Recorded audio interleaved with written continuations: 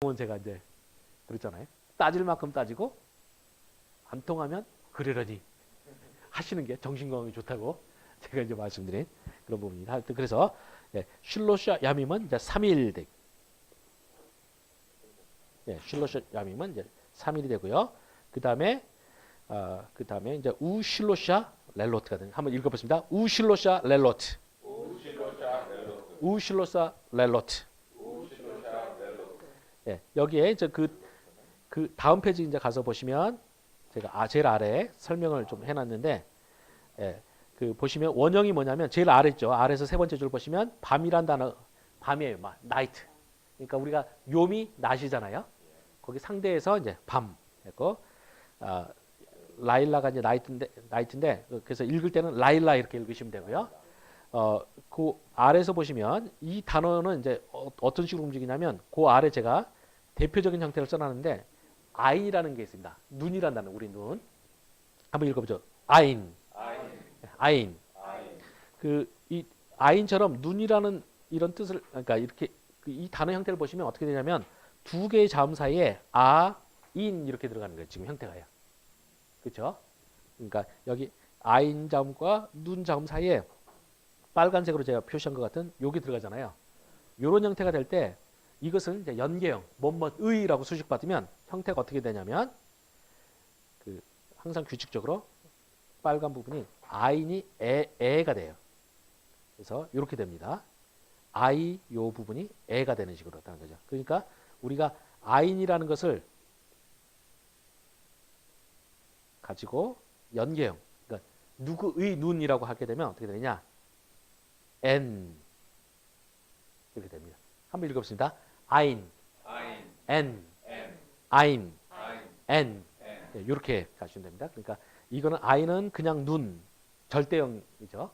우리 지금 3.1.2부를 안 들으신 분이 여러분이 지금 오셔가지고 제가 어떻게 강의를 체계적으로 할까가 약간 당황스러워지고 있는 중인데, 근데 눈인데 누구의 눈, 그러니까 하나님의 눈, 뭐 땅의 눈 이런 식으로 가게 되면 이제 N이 되는 거죠. N. 그래서 되고, 여러분이 오늘 제가 우리 은사님이랑 낮에 점심 식사하면서 하다가 그분이 최근에 이제 성지순례 다녀와갖고 그쪽 이스라엘의 지명에 대한 이야기를 했는데 엔게디 뭐 이런 거 나오죠. 여러분 기억나시죠? 엔게디 할 때, 그렇죠. 그 엔게디가 뭔가, 그 엔게디에서 N이 뭔가를 감이 안 온 거예요 그때. 그래갖고 그 N이 제가 생각했을 때는 뭐뭇이 없다라고 할 때 N 해갖고 하면 there, 이게 뜻이 이제 there is not 이건가라고 낮에 밥 먹으면서는 이거밖에 생각이 안 나더라고요. 그래서 엔게디 하면 그 뒤에 게디는 그 염소거든요. 염소고 게디 하면 염소가 없다. 지명치고는 너무 아닌 것 같아가지고 이상하다. 근데 질문할까 하다가 하도 질문이 멍청한 것 같아가지고 말 안 하는 게 좋겠다고 해서 안 했는데 지금 이거 설명하다 보니까 드디어 나왔습니다. N이 요거였던 거예요. 이 단어 여기 N 이거 결과적으로, 그러니까 염소의 눈 이런 식으로 되는데, 이제 참고적으로 그 염소의 눈이란 말도 좀 이상하죠. 이 아인이 이제 1차적인 의미는 눈인데 또 하나의 의미가 뭐냐면 우물이라는 뜻이 있어요. 여러분이 한번 생각해 보시면 땅에 우물 딱 보시면 눈 박힌 것 같잖아요. 그래서 이 아인이 우물이라는 뜻도 있고, 눈이라는 의미가 기본이고요. 우물이라는 뜻도 되는 거죠. 그래서 엔게디는 염소의 우물 하니까 아마 그곳이 아마 염소에게 특별히 그쪽 염소를 많이 쳤든지 아마 그렇지 않나 생각이 듭니다. 그래서 아인이 N이 됩니다. 다시 한번 읽어보겠습니다. 아인, N이 되고요. 이제 그럼 눈 두 개, 눈 한 쌍 하면 어떻게 됩니다. N에다가 뭘 붙이냐면 N을 먼저 이렇게 써놓으시고요. 여기에 쌍수를 써야 되죠. 쌍수가 뭡니까? 아임이죠. 쌍수는 아임 이렇게 돼요.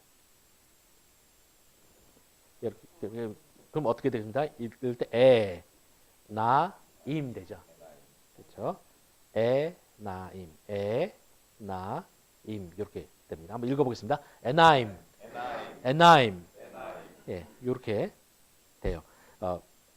근데 이런 식으로 이제 요 단어, 그러니까 히브리에 명사들이 몇 개 이제 약간 여러분 통상적으로 안 배웠던 단어들 중에서 이제 대표적으로 많이 나오는 형태가 바로 이렇게 두 자음 사이에 아, 이가 끼는 형태가 되는데 아이는 연기형이 되면 애가 되는 거. 요걸 기억해 두시면 좀 편합니다. 근데 이제 여기 우리가 그 밤이란 단어는 이제 이 약간은 틀리지만 그 형태랑 비슷해요. 여기 보시면 기본적으로 어떻게 되냐면 두 개의 지금 자음 사이에 아 하고 요드가 있는 형태예요. 근데 거기에 지금 뭐가 온 거냐면 제가 앞에서 말한 거는 이제 남성형이고요. 여성형이니까 끝에 아가 왔어요. 아가 오면서 그냥 여기 이 부분을 제가 아직 지금 충분히 공부를 못했는데 쉐바가 있는 형태. 그렇지만 기본적으로는 비슷하게 생겼죠. 그래서 라일라처럼 된 겁니다. 그래서 자음 원래 두 개 사이가 있고 여기에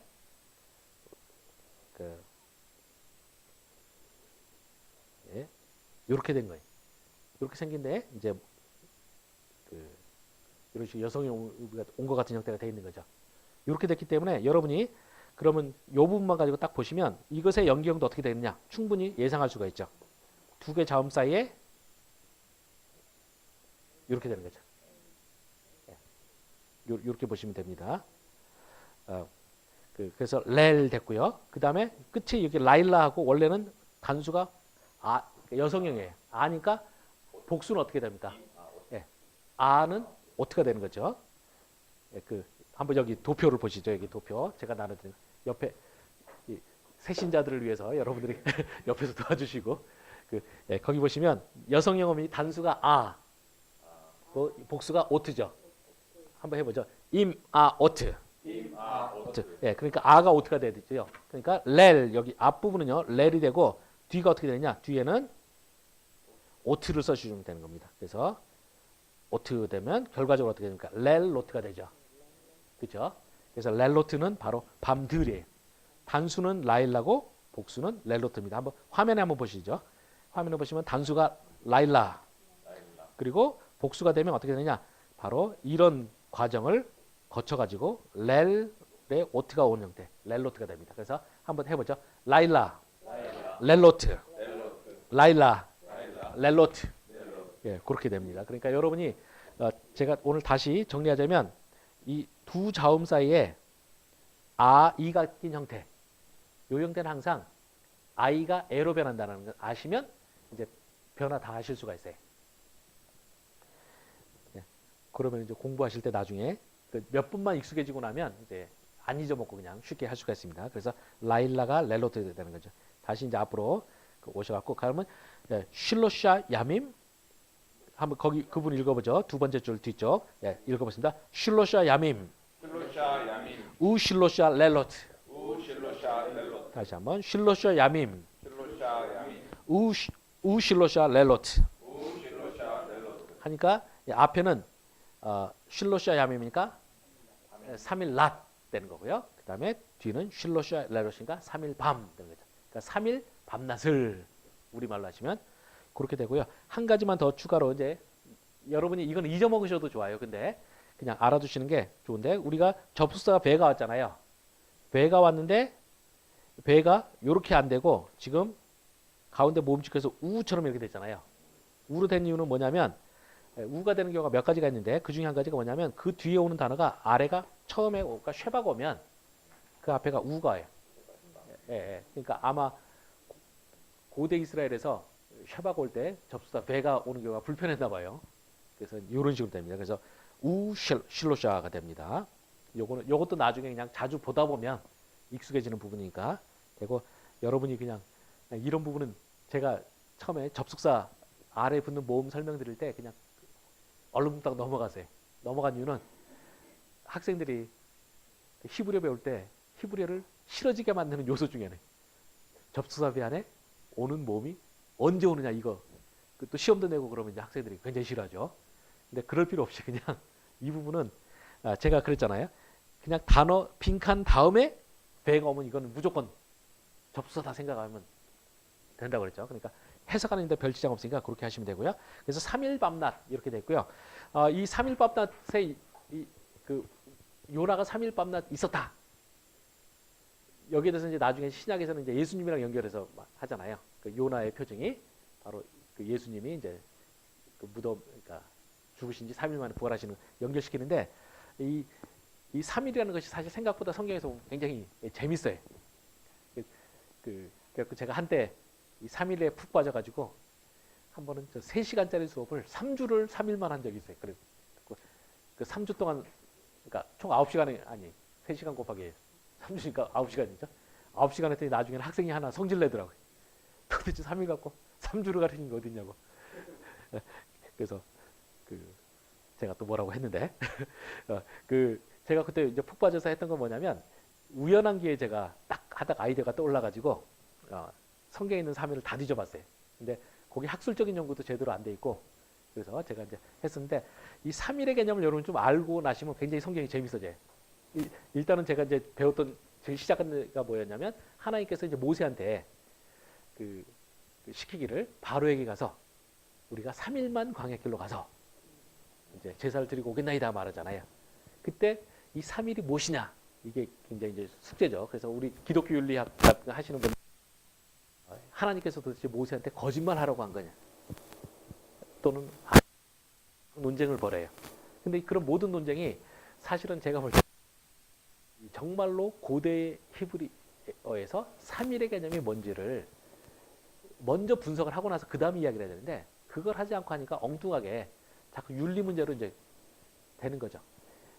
그래서 제가 좀 바꿔야 될 필요가 있어서 이제 연구를 했고요. 이 3일이라는 개념은 간단하게 딱 답부터 말하면 뭐냐면 3일은 어떤 일이 진행되다가 그러니까 이 어떤 일이 진행되다가 새로운 영역으로 넘어가는 것과 안 넘어가는 것 사이의 경계선이에요.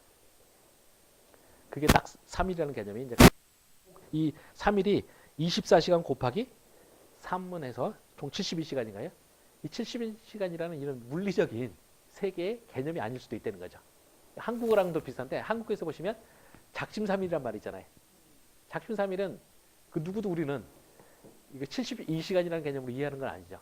그냥 새해 우리가 포기하는 데 걸리는 그 어느 정도의 시간을 말하는 게 바로 그때 뭐 실제로는 일주일이 될 수도 있고 아니면 하루 이틀이 될 수도 있고 뭐 그렇게 되는 거죠. 그래서 이제 성경에서도 이 3일 할 때는 이제 그런 식으로 써요. 그래서 이 3일은 항상 어떤 일이 진행되다가 계속 될 수도 있고 아니면 거기서 끝나버릴 수도 있고 해서 그러니까 이 3일이라는 경계선을 통해서 내가 여기까지 갔다가 여기서 돌아와 버리면 그 일이 그냥 원상복귀 되는 거고요.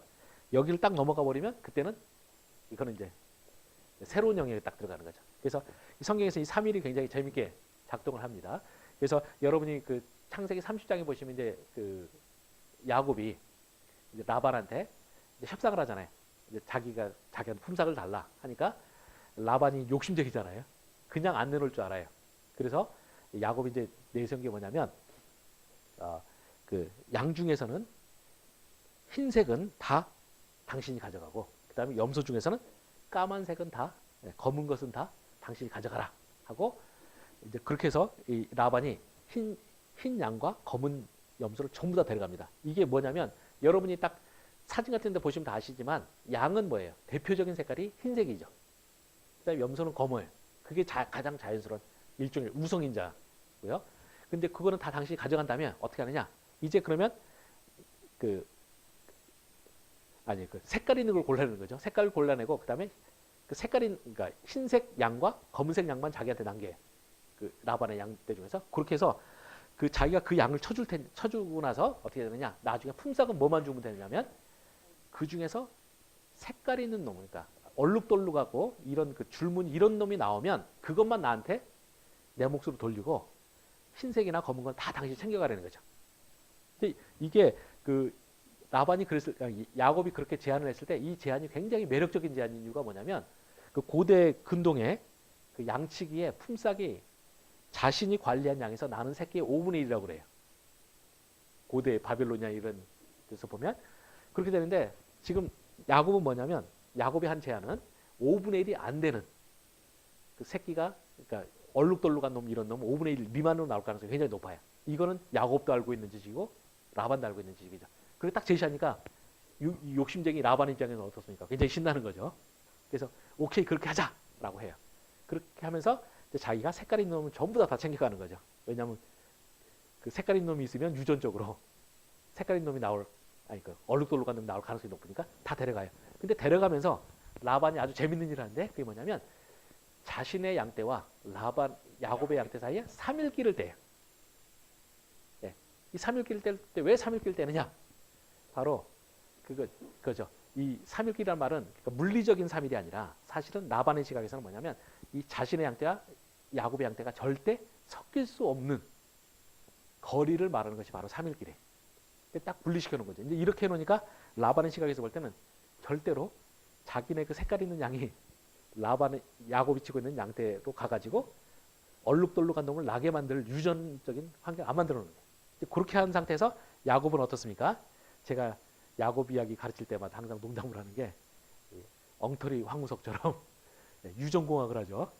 그래서 막 거기서 자기가 엉뚱한 짓을 막 해대는 거 나오는데 그게 제 책 제가 깨진 톡의 축복이라고 제 책에서 제가 엉터리 황우석처럼 이제 그런 거 하면서 써놨는데 거기서 보면 결국은 야곱의 그걸 우리가 이제 어떤 학자들은 정말로 야곱이 했던 그 유전공학이 주술처럼 성공해가지고 야곱에게 많은 양떼가 났다 이런 식으로 해석하시는 분들이 있는데 사실은 본문 안에서 분명히 야곱도 인식하고 있고 그런 것이 뭐냐면 결국 하나님께서 그 양떼를 라반의 양떼를 빼앗아주기 위해서 하나님께서 초자연적으로 역사하신 걸로 분명히 돼 있어요.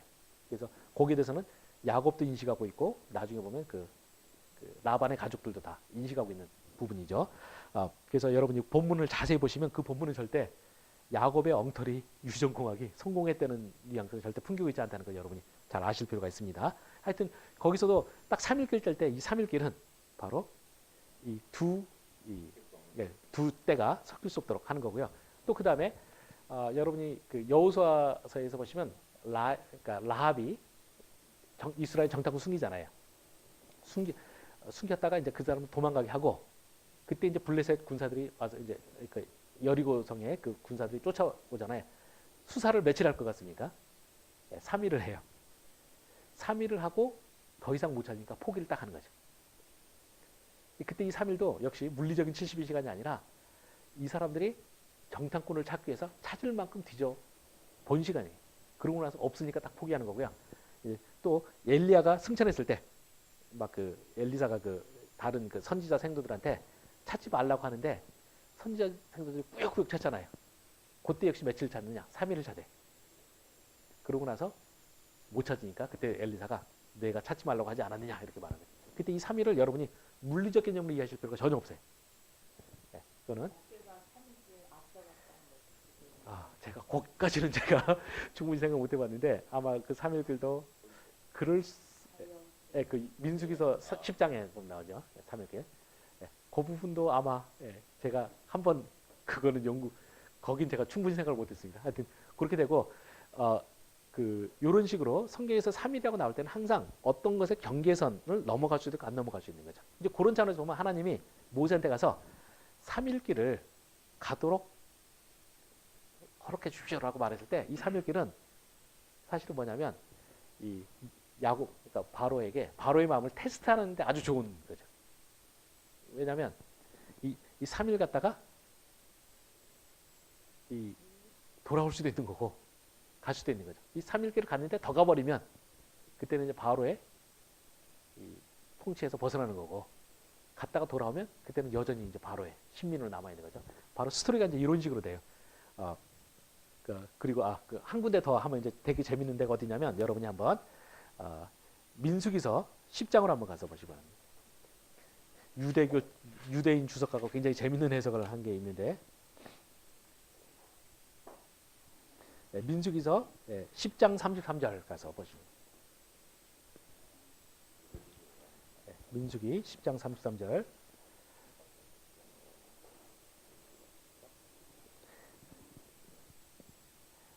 민수기 10장 33절을 보면 이렇게 돼 있죠.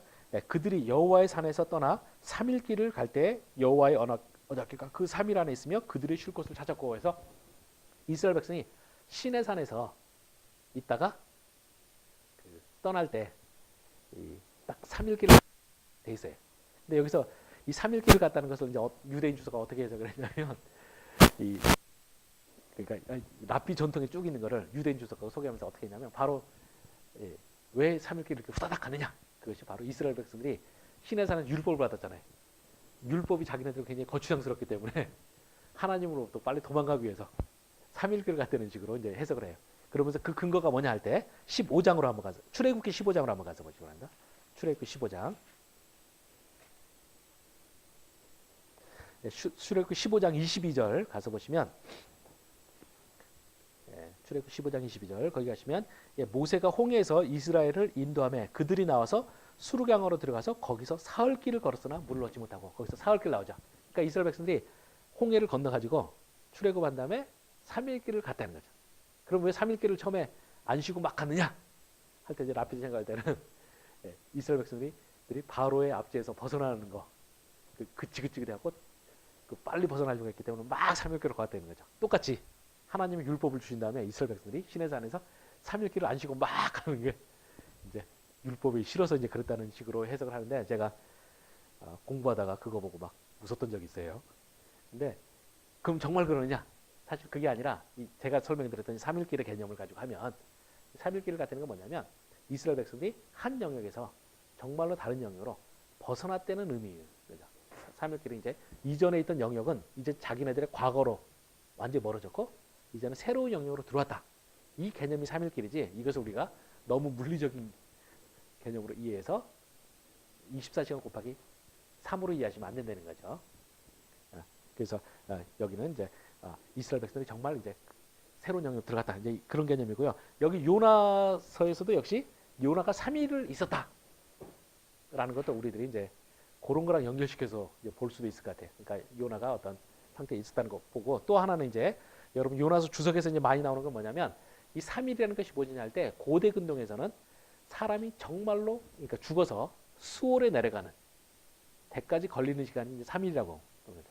그래서 3일에 가서 죽으면은 3일 가서 안 돌아오면 이제 진짜 죽는 거고 그 전에는 이제 어떤 돌아올 수 있는 가능성이 있는 어떤 것으로 이제 이해를 했을 수도 있다는 그 주석들이 나옵니다. 하여튼 그래서 이제 요나가 여기서 3일을 있었다라는 것이 요나는 그러니까 어떻게 보면 한계 상황까지 이제 그러니까 죽을 수도 있는 한계 상황까지 이르렀다는 이제 의미로 우리가 보면 이해를 할 수 있을 것 같습니다. 혹시 여기까지에 대해서 질문사항 있으시면 질문하시고 없으시면 조금 쉬었다가 가도록 하죠. 질문 없으신가요? 오케이. 그러면 여기서 좀 멈추도록 하겠습니다.